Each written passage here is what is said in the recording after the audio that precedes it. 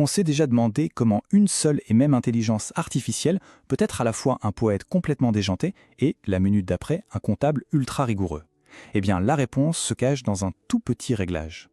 Allez, pour bien commencer, on va faire une petite expérience. On va demander exactement la même chose à une IA, mais en changeant un seul petit paramètre en secret.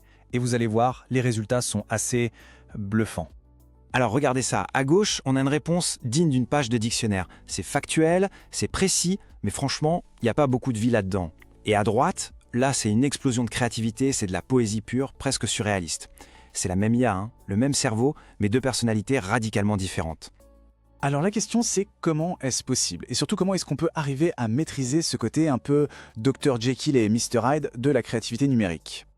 Eh bien, tout le secret, il tient en un seul mot, un concept qui est à la fois simple et super puissant, la température de l'IA.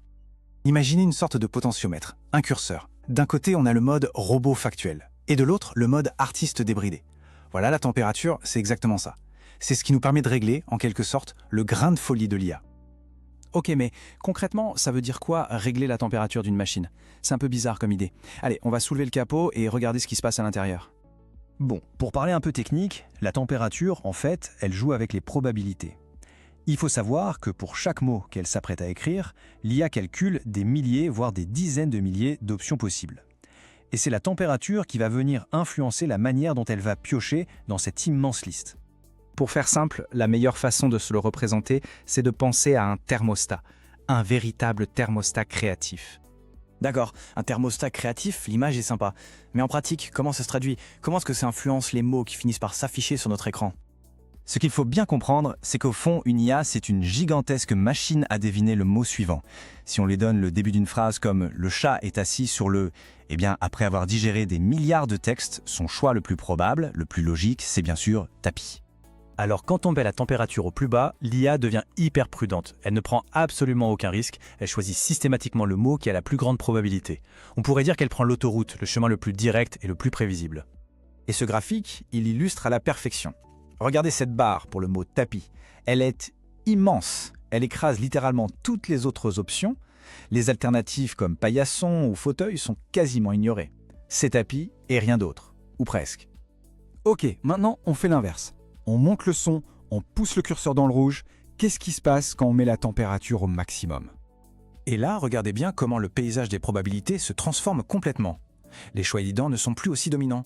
La barre de tapis a bien diminué et des options qui semblaient farfelues avant, comme lune ou trône, ont maintenant une vraie chance d'être choisies. On a ouvert la porte à l'inattendu. L'IA est encouragée à sortir des sentiers battus, à explorer.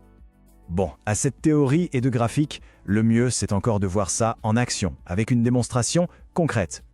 On va partir d'un début de conte de fées, un grand classique. Il était une fois, dans un château gardé par un. Et on va juste jouer avec le curseur de température, rien d'autre. Première tentative, température basse. Résultat, féroce dragon. Bon, sans surprise, c'est la réponse attendue. Maintenant, on monte un peu le thermostat, et là, l'IA se permet une petite fantaisie. Sage et vieux griffon aux écailles faites d'énigmes. Ah, voilà qui est déjà beaucoup plus intriguant, non? Et maintenant, attention, on pousse le curseur à fond, vraiment à fond. Et on obtient « nuage d'orage conscient qui fredonnait des berceuses oubliées ». Alors là, c'est carrément original, c'est très poétique, mais on frôle l'absurde. On voit bien que la créativité a un prix, parfois on perd en cohérence. Bon, après avoir vu tout ça, la vraie question c'est concrètement dans quelle situation on utilise quoi? Quand est-ce qu'il faut être prudent et quand est-ce qu'on peut au contraire lâcher la bride? En fait, la clé c'est de comprendre qu'il n'y a pas de réglage parfait. Tout dépend de l'objectif.